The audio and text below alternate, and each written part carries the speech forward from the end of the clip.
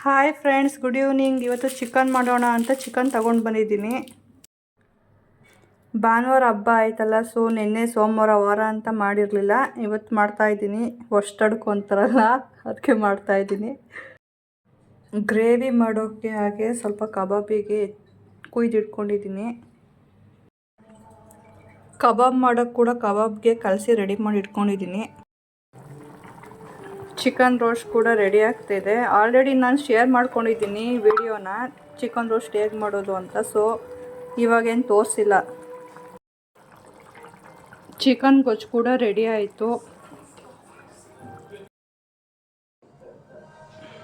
Chapati ready ಆಯಿತು. Chapati rice ರೆಡಿಯಾಗಿದೆ. ಕಬಾಬ್ ಮಾಡ್ಕೊತಾ ಇದ್ದೀನಿ ಈಗ. ಫೈನಲಿ ಊಟ ಕೂಡ ರೆಡಿ ಆಯಿತು.